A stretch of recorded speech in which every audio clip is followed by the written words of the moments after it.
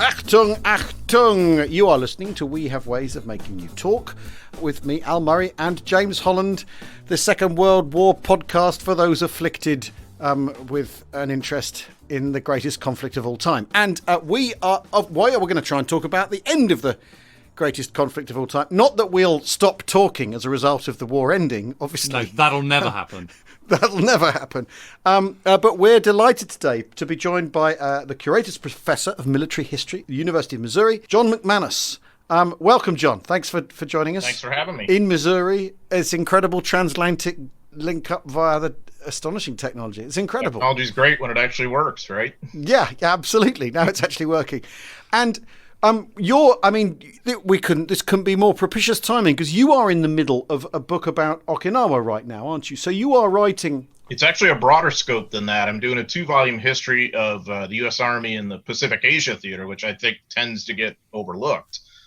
So the first volume came out last year, and it goes through 1943. And I'm writing the second volume now, which, of course, the capstone part of it is Okinawa. So I'm actually working on that right now. Right, so you're right in the thick of Okinawa as we speak. Okay. Yeah, that's right. And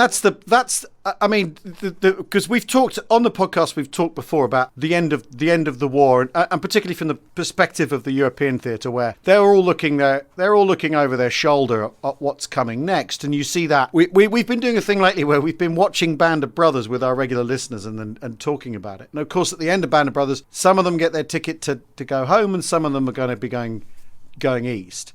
And obviously, right at the top, from the guys at the top to the privates at the bottom, are worrying about the Far East. And Okinawa is the sort of absolute high watermark of the fighting. Where are you? Have they cleared the island yet, or are we just landing? No, it takes a while for that, and they are just landing. And it's, when you think about it, this is sort of the high watermark of amphibious warfare.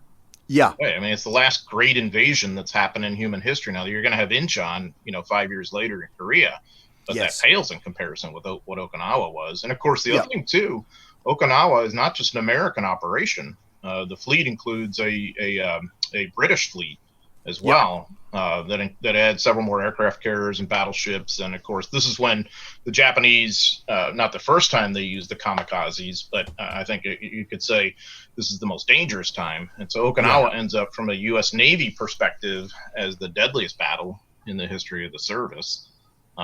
Mainly because it's amazing, isn't it? I mean, it's just, Okinawa is it's the high watermark, not just for amphibious invasions. It's the high watermark for the kind of awfulness of the Second World War and the kind of the sheer violence of land, air, and sea warfare in a way. I mean, what happens in that battle is just truly horrific, isn't it? And the loss of civilian life of people who just kind of sort of blown away as a result of this is by some estimates, 1 out of every 3 Okinawans loses their lives in this battle. 1 in 3 is insane, isn't it? It is. God. It's unreal. And so you have that element to this. You have the element of ground combat to the final measure, as the Japanese fight to the death.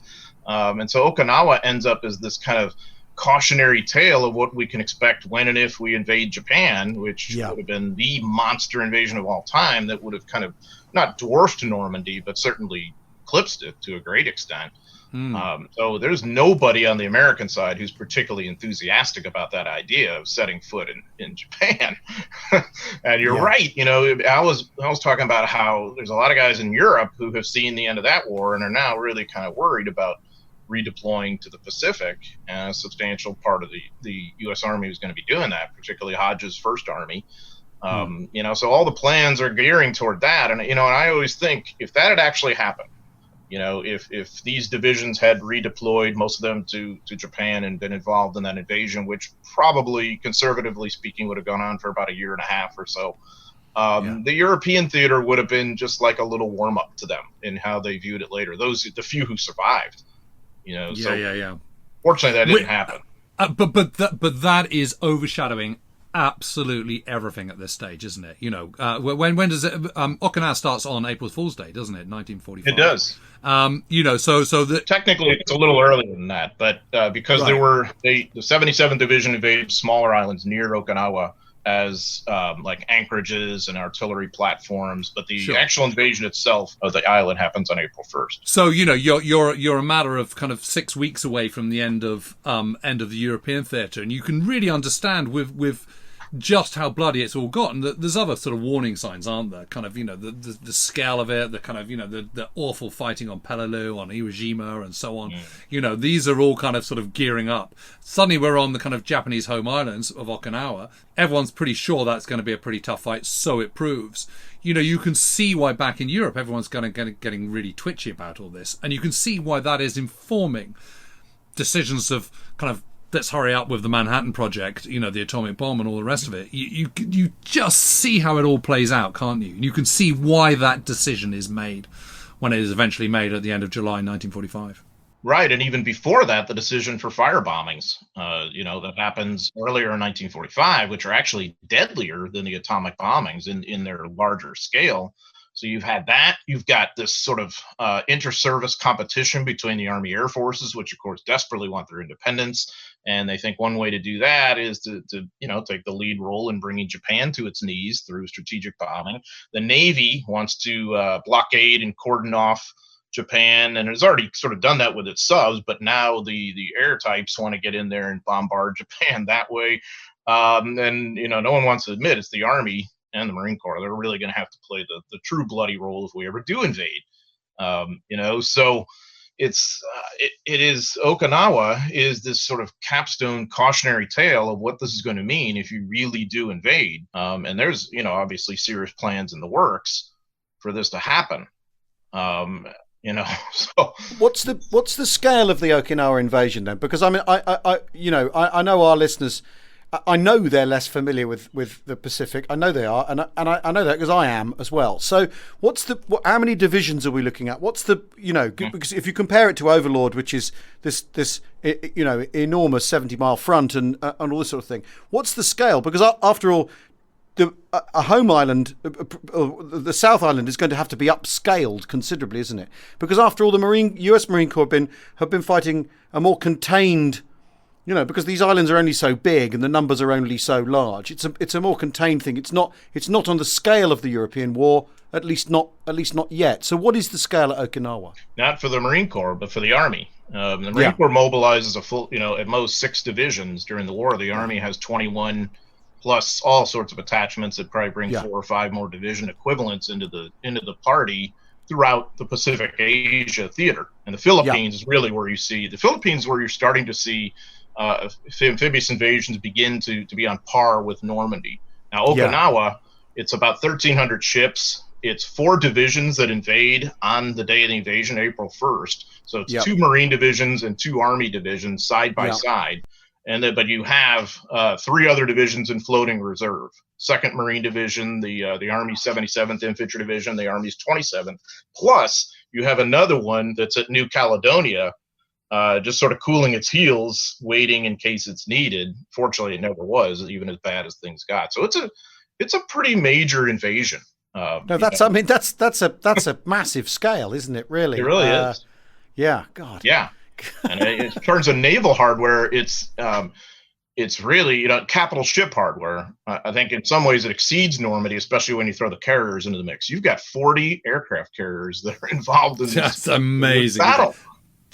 40 aircraft carriers. Can you imagine that? I mean, 40 of them. I mean, and of course, a number of them, probably about, I could be wrong, but I think at least a dozen are fleet carriers. And, those are major capital ships. Yeah. Like the Essex and the Bunker Hill and this kind of thing. Yeah, they're just ginormous, aren't they, by kind of 1945 Yeah, they really are.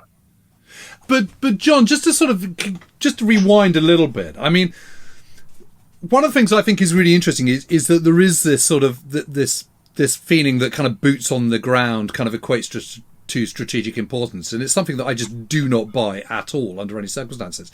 And you go back to the Pacific Theatre and the start of it, and obviously the Arcadia Conference in December 1941 following Pearl Harbor, where it is agreed that both the British and the Americans agree that the kind of defeating Nazi Germany is the first priority, but by no means is the Pacific going to be kind of nothing happening. I mean, it's not going to get the commitment of the European theatre, but it's still going to get a heck of a lot of commitment. And I think although on somewhere like Guadalcanal or whatever it might be, you're not getting hundreds of thousands of troops landing, but what you are getting is a vast material commitment there, because everything has got to be carried across the sea, or flown in, tens of thousands of miles, and it's all going to be brought there. And what always just staggers me is the scale of logistical commitment in the Pacific is just amazing. And once Midway has been won, and once the battle has started to turn in favor of the United States in Guadalcanal, down in the Solomon Islands, which are kind of, if those who don't know, it's kind of sort of northeast of Australia, I suppose, is the kind of best way to describe it. The outcome is set in stone. I mean, it's going to end in failure for Japan, but to get to that point is completely unknown. When they will win, that is the great unknown. How long it's going to take, how many lives are going to be lost, how much commitment it's going to take to do that. That is the big unknown. And to get to that point from kind of, the start of 1943, when Guadalcanal is finally defeated in February, it's finally captured completely in February 1943, through to, 2 years later, you're on Okinawa, just a little bit over 2 years later. I mean, that's going some, isn't it? I mean, that's a hell of a speedy advance, really, over such an enormous scale. And there's a lot of factors in play. One, there is an enormous, bordering on almost violent disagreement within the Americans themselves about the Germany First strategy. The MacArthur wing is adamantly opposed to it. The Stilwell wing that's in China, and the China lobby is adamantly opposed to this. And so what this leads to is a kind of Roosevelt administration compromise in which, when you really look at the resources apportioned from an American perspective, like in early 1943 to Europe/North Africa and Guadalcanal and New Guinea, it's more or less equal. And of course, there's always more naval resources going, to the Pacific. The other thing too, that I think Guadalcanal really needs to be understood in a larger context, that especially from a Japanese point of view, it's a battle that's part of the same campaign that includes New Guinea too. And that's one of the reasons why the Japanese lose, is they're spread thin. Their resources go into Guadalcanal and go into Papua New Guinea, where MacArthur's Australian and U.S. troops are putting pressure on them there, especially the Battle of Buna, which is, I think, really overlooked, because this is the first American ground victory of World War II under Lieutenant General Robert Eichelberger, and it is so strategically important because from that point forward, the Allies are going to have the initiative to begin to leapfrog across New Guinea.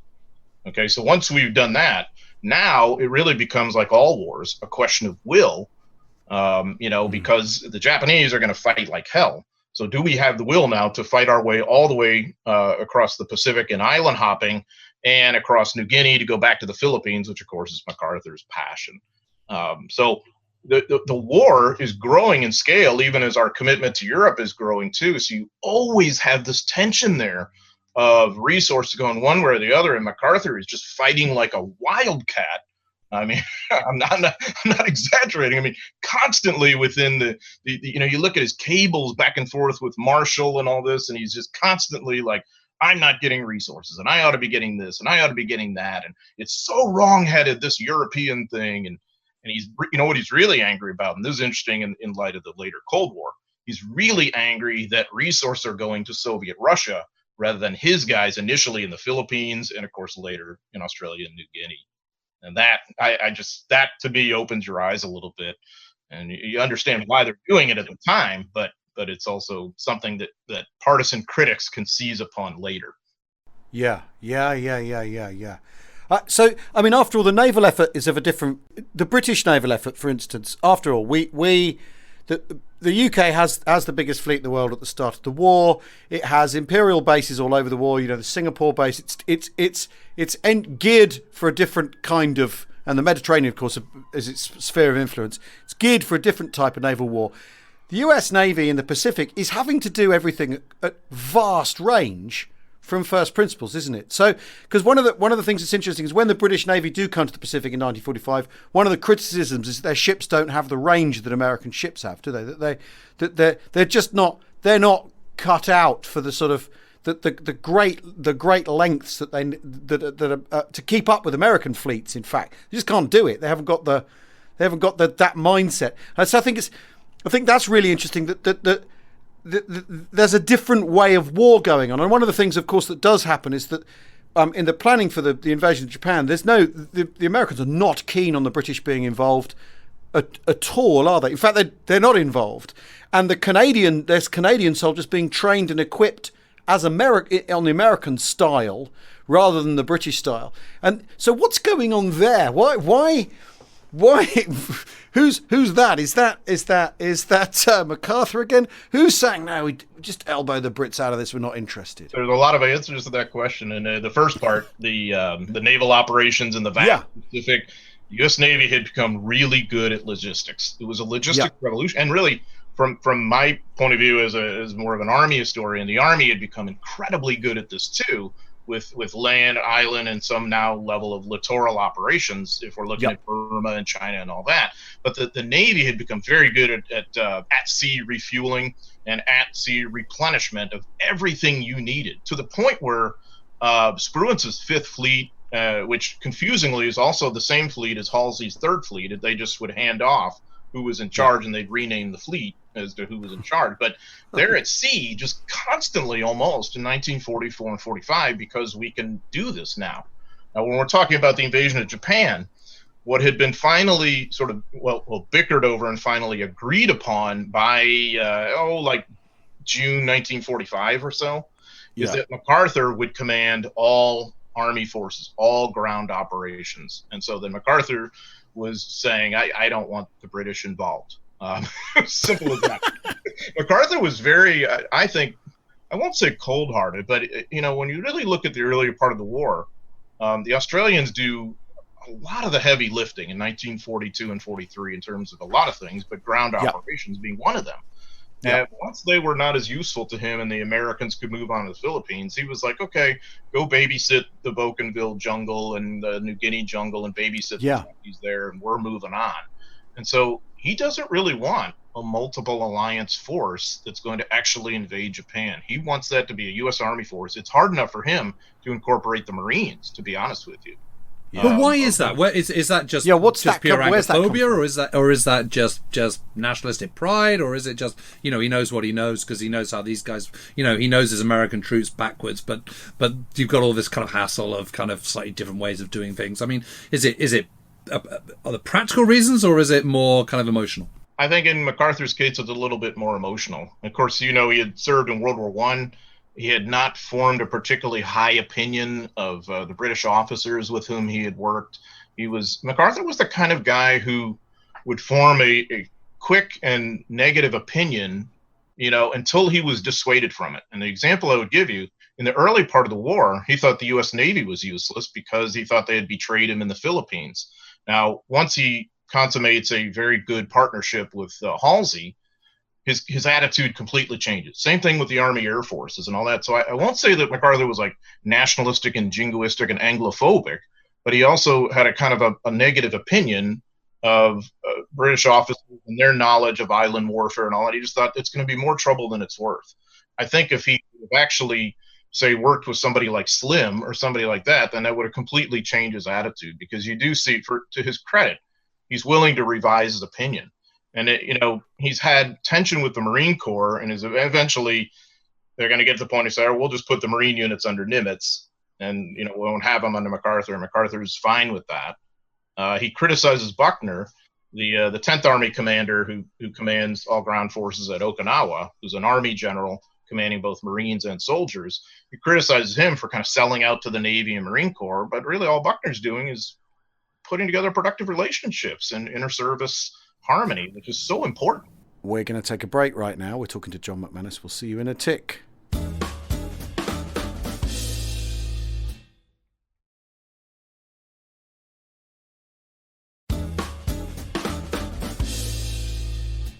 Welcome back to We Have Ways of Making You Talk. We're talking to John McManus, about the Pacific campaign and learning an awful lot.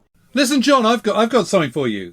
Could you just do for those listeners, and particularly British listeners, I guess, who aren't 100% familiar with the form that the Pacific War took, could you do kind of 2 minutes on the main event of what happened in the Pacific War? Marshall used to make his officers explain the Civil War in 4 minutes or something, so hopefully I can get this done. But I mean, obviously, as you know, the Japanese have decided that they've got to have resources. And what that really means is today's Indonesia, what was the Dutch East Indies, they need all that oil, tin, rubber, and all that. They're already involved in China. So basically, Japan is fighting a two-front war, just like Germany is. You know, once Japan has attacked the U.S., Britain, and the Dutch. So you know, the Pacific War takes on the nature of island warfare. It has a reputation of being a naval war, and it, of course, is that. But it's a ground war, too, in the sense of taking key platforms for air power. And when you ask yourself, okay, why was this place invaded? If you're ever studying the Pacific War, almost always the answer is to get an airfield so that then we can project our air power. And, of course, planes can be deadly to ships by this point in time. And so the war revolves around those new military realities. Which is why Guadalcanal is the seat of fighting that it is, because that within the Solomon Islands, that's the only place you can put an airfield. Right, and a good airfield. And the Japanese are in the process of building one there in, July 1942. And the Americans feel that the Japanese do that, that's going to sever the sea lanes to Australia. And you just can't have that. Australia is the England, in terms of basing in 1942 and 1943. About 1 million Americans passed through Australia at some point during World War II or are stationed there. And I really think that's overlooked. I think it's a fascinating story, to be honest with you. So, so Guadalcanal evolves from that. And of course, as part of the subplot to the same story, Papua New Guinea, the fight there over Port Moresby is quite similar, because Port Moresby would be the airfield and sea base that the Japanese could use to attack Australia's north coast and control those waters and whatever. So we just simply can't let that happen. And so the war kind of progresses from there to just needing the next base, the next part of it. And so a lot of what the Pacific War revolves around is, should we invade this place or not? And, sometimes the answer is they get it right, and sometimes they don't. Most infamously, they don't at Peleliu, of course. In September 1944, because sometimes they're just going, okay, that island is occupied by the Japanese, but you know what? We're just gonna skip over it. We're just gonna isolate it, and we're just gonna leave it. So it's certainly a war of air power and sea power, but consummated by ground power, because you don't really control anything until you control it on the ground quite often. And especially in terms of your logistics and your staging, it's really incredible what engineers are able to do. Army engineers in particular. With just turning these wilderness places into cities, into bases. Yes. Hollandia is a really good example on the northern coast of New Guinea. It's a nothing place. And, they invade in April 1944. And within about a 3 to 5 month period, I mean, this is a major logistical base that's almost on par with what you see in portions of the Mediterranean and England and whatever. But I would say amid much more challenging circumstances. They're terrible places to fight. No infrastructure, disease is rife. Like New Guinea, practically look at the place and you have malaria. It's just awful. Dengue fever. That too. They discover a new form of scrub typhus that has a 5% mortality rate, and so they realize, it's coming from these little mites that's on the tropical grass that cuts our guys in the arms as they walk by. And, so in 1943, when MacArthur is doing what are fairly small scale operations in New Guinea, we are losing 5 soldiers to malaria for every 1 in combat to the Japanese at that stage. And this is with modern medicine. And, malaria is usually not deadly, but still, the average guy who goes down with malaria is in the hospital about 20 to 25 days or so. So you're losing a lot of manpower to this. And even when it's back, it recurs usually. So I think the Pacific War, in a way, is an interspecies war, too, because now we're at war against the insects They're We've got these malariologists and malaria control teams that are like trying to flame out mosquito breeding areas. They're putting out there what's called bug bombs. It's this noxious, insecticide that had to be so toxic to the soldiers, and it's just like they're bombing these areas. But ultimately the solution was pharmaceutical. They're giving everybody Atabrine, which is why the white soldiers end up with this kind of yellowish skin, and so you could always pick out a Pacific Theater veteran in those days among white soldiers because they had that kind of yellowish complexion that came from taking Atabrine. God, it's absolutely amazing. I mean, I've got to say, in Burma in the summer of 1943, it was, sort of late summer of 1943, it was one battlefield casualty to every 120 malaria. Yeah, like medieval warfare. It was just absolutely ridiculous. And obviously, things had to change, and they managed to sort them out, pretty quick order, to be fair, but with much the same kind of treatment, lots of malaria tablets, making it compulsory to take them, buttoning down your shirts, all that kind of stuff. I mean, basic things, but no baths after dark. No baths after dark, exactly. Yeah. Now, there's this process of island hopping. There's this colossal logistical effort, and then, of course, as the war ends, like you say, that the different wings of the American effort are literally competing with each other to deliver the blow that ends the war. But what preparations are underway for a South Island invasion? What's actually going on, or is it all sort of because if you it's interesting how we've since digested the use of the atomic bombs in not just in the history, but in popular public debate. Was there any need? And if you're looking at Okinawa, you can see perfectly well why it was on the table as an option, and further firebombing and further area bombing or strategic bombing, whatever you want to call it. You can see why those options are on the table. But what's the army doing? I mean, are they amassing every getting their hands on every landing craft in the world, and there's stuff being shipped from the Western Theatre of Operations and all that sort of thing? Is that what's going on? Yes, that's exactly what's going on. And a lot of it is centering on the Philippines, where fighting is still going on in the summer of 1945, especially in the northern hills of Luzon. But at this point, MacArthur's headquarters is planning for two major phase invasions of Japan. Operation Olympic to invade Kyushu in November 1945 with Kruger's 6th Army, General Walter Kruger. And then the sort of capstone operation is going to be Operation Cornet in March 1946 with two American armies. Robert Eichelberger's 8th Army will have the lead role there. And he's in my view, the best American commander in this war that you'd never heard of. And MacArthur kind of wanted it that way. And then you're going to have 10th Army, which had fought, obviously in Okinawa and was under Buckner. Buckner is unfortunately killed at the end of the Battle of Okinawa. So Joe Stilwell, our old friend from China, is going to get 10th Army at that point, and he's probably going to lead it in. Now, you also have this little subplot going on of 1st Army under Courtney Hodges that's been transferred from Europe. But MacArthur didn't want a lot of the commanders from Europe. He was willing to deal with Hodges, and I think significantly too, Matt Ridgway, who everybody in the army had such a high opinion. Everybody wanted Ridgway. Was Lightning Joe Collins not considered? Because obviously he's got form. He didn't want Collins. Collins he would have thought of as a corps commander who had fought in Nimitz's theater at Guadalcanal, and Collins, of course, a fine commander and one of the few who had led at a senior level in both Europe and the Pacific. But he didn't want any of them. He didn't want Patton, and it's no aspersion of Patton. Patton desperately wanted in the war because he's Patton, but he just didn't want to deal with other personalities who had carved out their own enclaves. So it's not that he just doesn't want the Brits; he just doesn't want a lot of Americans as well. Right? He wants his handpicked people. By now, certainly, he's worked a long time with Kruger and Eichelberger and has formed good partnerships with them. He thinks very highly of them, and I think with good reason. He knows Stilwell and has known him for years and respects him.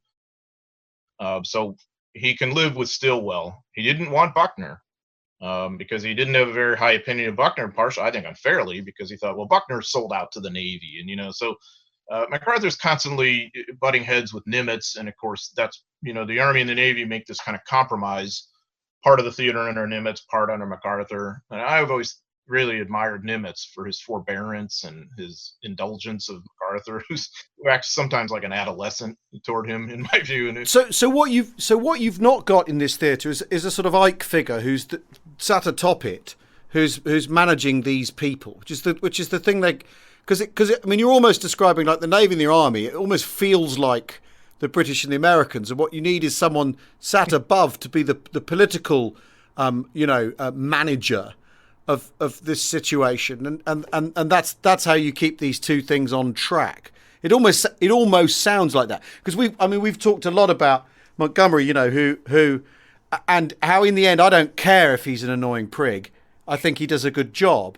And MacArthur's personality, what we're having to do here is hack our way past his personality. If the best way to win the war in the Pacific, have the people he wants. And obviously his personality requires, as you say, great forbearance on Nimitz's part. That's kind of interesting that Nimitz is prepared to go, all right, I'll suck this up, I'll let that go, I'll let you, I'll cope with you being like, hard to deal with. Because after all, I mean, there's a war on, isn't there? Who cares? Who cares if MacArthur's a terrible prick, for want of a better way of putting it? Right, and Nimitz certainly looks at it that way. Nimitz is, I don't know what would anger him. He's the most even-tempered, eye on the prize guy that you'll ever know. I mean, I think it's amazing. And so, as far as he is amazing, isn't he? I mean, he's an incredible commander. And he gets all those 3 levels of war, and he's the complete commander, really. He is, and he always seems to have the bigger picture vision. He's even tempered. He's thoughtful. It doesn't mean he didn't make mistakes. Peleliu is an example of a bad call on his part, but he learned from his mistakes. He's the kind of person you exactly want in charge, because he's so stable and he's so damn bright. And he knows how to handle MacArthur too, and MacArthur, I think, understood that intrinsically as well and came to respect him over the course of the war. But you needed Washington policymakers to keep these two, to carve out the enclaves, I guess, between the two. And that tended to be George Marshall and Ernie King, who ended up forging a very productive relationship together. So what's different about the Pacific, and one of the reasons that makes it a little harder and not always as fun to study, there isn't one guy we can point to saying he's in charge of the whole thing like Ike is in Europe. It's really neat to look at that, and you can understand, okay, that everything's coming from him. The thing about the Pacific, there isn't necessarily one person in charge. So it's a kind of compromise of responsibility and areas and resources among various personalities. Of course, last priority tends to go to China, Burma, India theater. So this is what Stilwell has in 1942 to 1944. Then he is succeeded by Al Wiedemeyer. And why? Well, Stilwell just could not get along with Chiang Kai-shek, in part because Stilwell was so honest that he just couldn't deal with the corruption or any he didn't keep his opinions to himself, because he was one of these preternaturally honest people about everything, so he had no filter in that regard. But he's also quite a caustic character, isn't he? I mean, that's why he's called Vinegar Joe. Yeah. And Yeah, he's tricky, isn't he? I mean, it's fair to say. Yeah. I mean, he gets on well with Mountbatten, but he's who's the Supreme Allied Commander of Southeast Asia Command, but he is a tricky character, and dealing with the Chinese is tricky. I mean, it just is. Absolutely. It's interesting because... And still is, in fact. Right, exactly. So Wiedemeyer comes in and he thinks he has all these new ideas, and it's almost exactly what Stilwell had wanted to do before. It's just that Wiedemeyer had better diplomatic skills. Of course, by the time Wiedemeyer comes into play, you could say it's too little too late, So you have that, and then you have this division of the theater between MacArthur and Nimitz.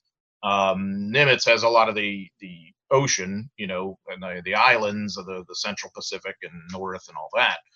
MacArthur's big thing is getting back to the Philippines, and I tend to think that's a really overlooked part of the Pacific War too, because from an American standpoint, that's the nexus of the whole war. That's where we have most of our casualties. That's where most of the fighting happens, and that is MacArthur's. And that's what starts it all off in anyway, isn't it? I mean, it's not just Pearl Harbor; it's the Japanese invasion of the Philippines.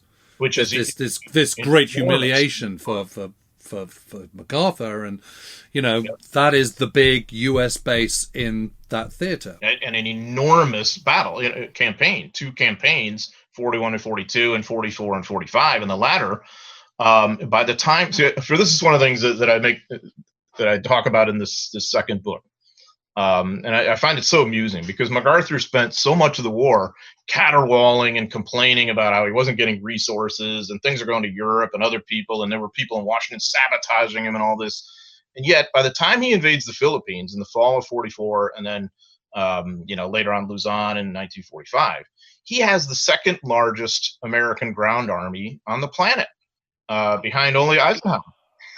and there's nobody else even close. So, there's plenty of soldiers fighting under Nimitz, but nowhere near as many as what MacArthur is going to control, and not to mention the naval assets he's got at his disposal. I mean, he has the Third Fleet there with him under Halsey. I mean, he's got the Seventh Fleet under Kincaid. I mean, it's so it's just really kind of funny, but I also think it's sad in a way because I think that especially even in this country, we tend to overlook the Philippines, which is the core of the entire fighting. If we're looking at where the fighting actually happened and where we took our casualties, and it's also a unique army in American history in that initially in 41, 42, it's a colonial army, almost on the British style. You got about 20 to 25% Americans and then mostly locals.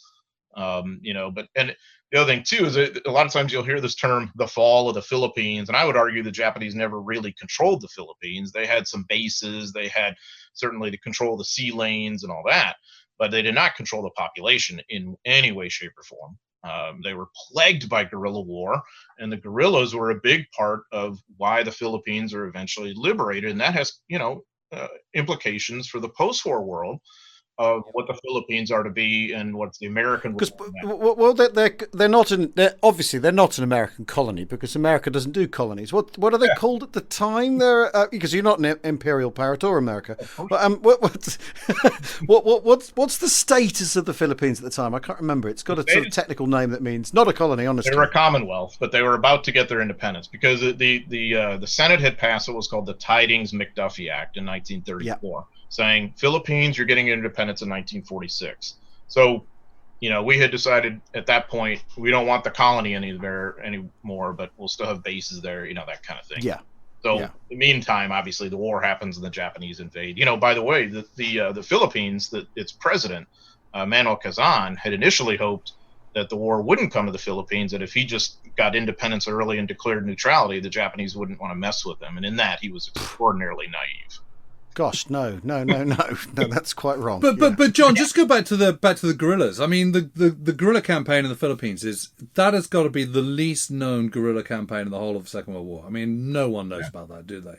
And yet, so what's the commitment by Philippine guerrillas, and what you said it has a big impact, but in kind of what way? It's this of course the Philippines by geography is going to be diffuse with all these different dialects, all these different cultural realities, you name it. So you have all these sort of grassroots guerrilla organizations that have sprouted up among the various islands that have been then helped and fostered along by some Americans who escaped the Japanese in 1942, or who are going to be filtered in later with MacArthur's behest. MacArthur's headquarters is carrying on resupply operations, usually with submarines and whatever, to keep the guerrillas going. So part of it is the sort of local politics. Part of it is hatred of the Japanese. Part of it is Americans working with them. So it's really, if you're an American involved in this, your role is really quite similar to later special forces. So you're operating it with insurgencies and almost like locals who you're mobilizing against a larger occupying power here. So in that sense, too, it's kind of similar to the resistance movements in Europe, I suppose, too, where you have OSS teams and SOE working with them or whatever.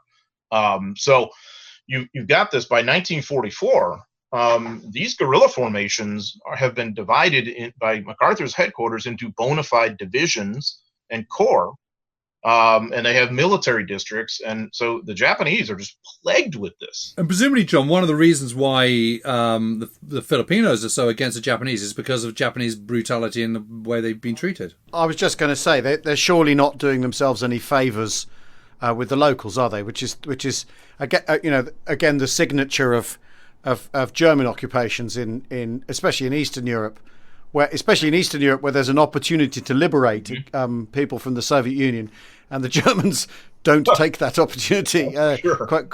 Quite the opposite. So it's a similar thing happening in the Philippines. Yeah, and there's a different component to it than you see in Europe. In that, of course, you had white colonialists who had been there and were going to be popular with a lot of people. And so the Japanese had a great opportunity. And one of the things that I found in my research here that I think is so fascinating, because I've got a lot of the Japanese perspective, especially the soldiers' perspective. And these are guys who are very idealistic about going to war to liberate non-whites from white colonialists, and especially in the Philippines. And so some of them come into the Philippines with these great ideals about how they're liberating these guys from the terrible Americans. They get to the Philippines and they realize the population is already really quite pro-American, most of it. Even those who have fought the Americans earlier in their lives, like Kazan, in the Philippine-American War, which, is a colonial war.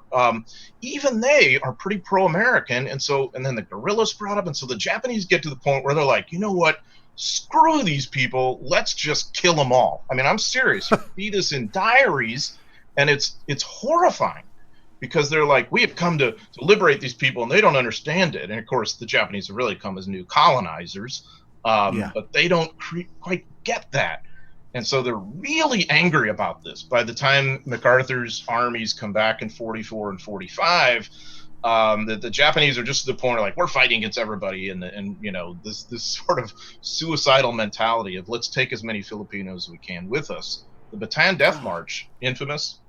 600 Americans die on that. About 10,000 Filipinos die.